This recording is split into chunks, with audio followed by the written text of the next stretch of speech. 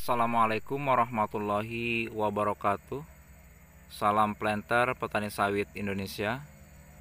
Jumpa lagi kita, dan pada kesempatan ini saya akan berbagi pengalaman tentang bagaimana menjaga agar tanaman sawit kita buahnya bisa keliling. Ya, seperti ini ya sahabat ya. Ini buahnya keliling semua. Dan sebelum video ini berlanjut, silakan bagi sahabat-sahabat yang baru saja menemukan channel ini, tolong subscribe-nya agar tidak ketinggalan dengan informasi-informasi selanjutnya. Dan silahkan bagikan kepada sahabat-sahabat petani sawit yang lainnya agar informasi ini bisa lebih bermanfaat lagi. Sahabat tani sekalian, ada 3 cara yang harus kita lakukan agar tanaman sawit kita ini buahnya selalu lebat. Kalau dalam bahasa kita bertani ini adalah agar buahnya keliling. Syarat yang pertama adalah tentang pemupukan.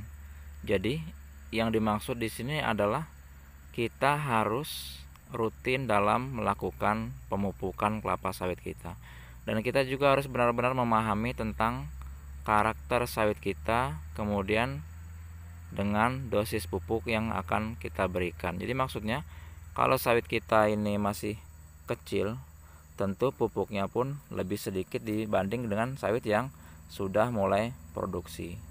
Dan pemberian pupuk ini pun setiap sesuai dengan usia tanamnya, maka pemberian pupuk ini akan semakin bertambah. Dan batas maksimal tahun tanam pemberian pupuk adalah di kisaran antara 15 sampai 17 tahun. Dan setelah itu nanti dosis itu akan kembali menurun lagi, karena setelah umur 17 tahun sawit itu sudah melewati masa puncak pertumbuhannya. Dan dalam pemupukan ini juga kita harus memperhatikan unsur hara yang diperlukan oleh tanaman sawit kita. Jadi seperti contohnya, kalau sawit kita itu daunnya kuning seperti itu ya, berarti sawit kita itu membutuhkan kadar nitrogen atau urea. Juga seandainya sawit kita ini buahnya kurang mulus atau buahnya kecil-kecil, maka yang harus kita berikan adalah kadar kalium atau kita berikan MOP atau KCl. Begitu juga tentang gejala-gejala yang lainnya. Jadi kita harus memang betul-betul pahami dalam pengaplikasian pupuk agar nanti hasilnya maksimal. Itu yang pertama. Yang kedua adalah tentang pelepahnya. Jadi pelepah yang dimaksud sahabat sekalian adalah sawit ini adalah termasuk tumbuhan yang banyak memerlukan unsur hara dan juga air. Dan penyerapan itu tentu ditopang oleh dengan banyaknya jumlah pelepah.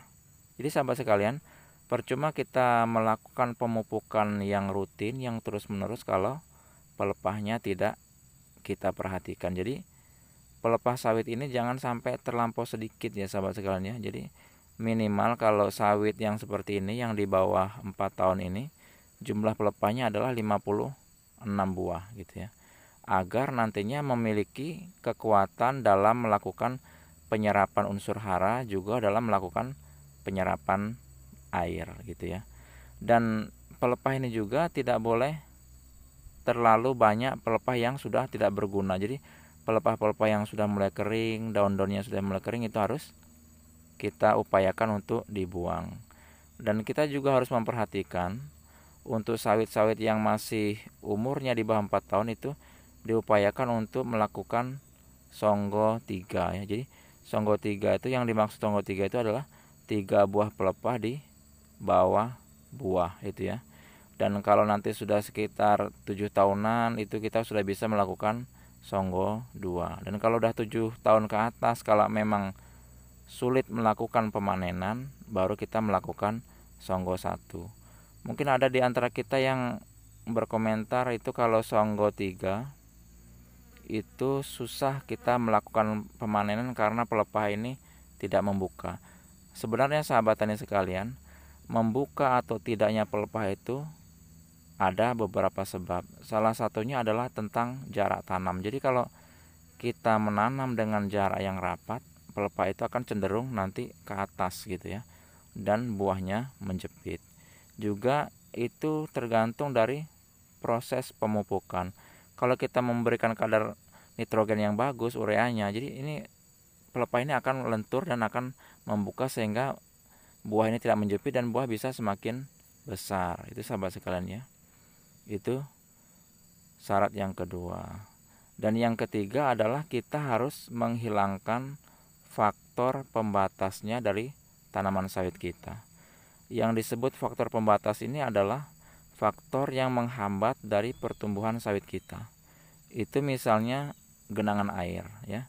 Itu salah satunya faktor yang betul-betul tidak diinginkan oleh sawit. Jadi kalau sawit kita ditanam di lokasi yang rawa-rawa atau di daerah gambut, maka kita usahakan untuk membuat parit-parit agar tanaman sawit kita ini bisa kering, tidak tergenang air. Juga faktor pembatas yang berikutnya adalah kondisi tanah yang beracun misalnya. Dan kalau kondisi tanah ini yang mengandung unsur kimia yang berlebih, yang berbahaya, yang membuat sawit kita kerdil, ini tentu tidak bisa kita siasati lagi. Jadi diupayakan untuk kita sebelum menanam sawit, diupayakan untuk kita perhatikan bahwa kondisi tanah kita itu memang betul-betul layak untuk dibuat berkebun sawit. Jadi sahabat sekalian, itu tadi ya 3 syarat agar sawit kita berbuah lebat. Jadi kesimpulannya, yang pertama adalah pemupukan, kemudian yang kedua adalah tentang penanggulangan pelepah. Jadi pelepah itu memang harus banyak, juga tidak boleh terlalu banyak pelepah yang tidak berguna. Kemudian syarat yang ketiga adalah kita hilangkan faktor pembatasnya. Sahabat tani sekalian, mudah-mudahan video singkat ini bermanfaat. Saya akhiri.